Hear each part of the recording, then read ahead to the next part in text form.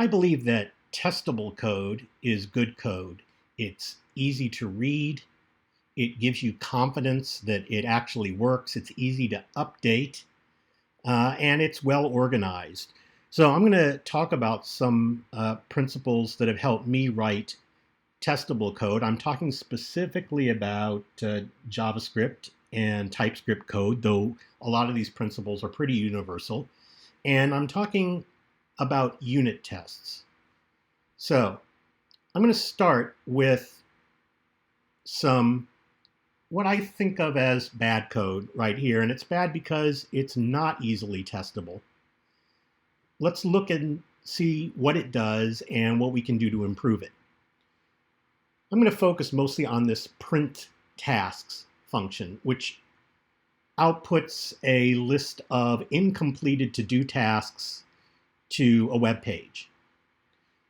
So we just start by getting a reference to an unordered list element right here, and then we fetch our to-dos. Now this fetch right here should be outdented right here. I'm not sure why my markdown came out funny, but there it is. All right, so we fetch the code, and then we get the response into a format that we like.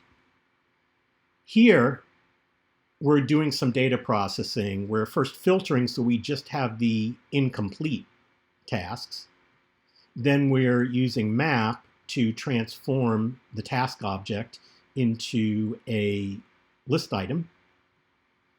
This, of course, will output an array. So in order to stick it in the DOM, we're joining it together in a string. And then we're using the inner HTML property of list to stick that string into the DOM.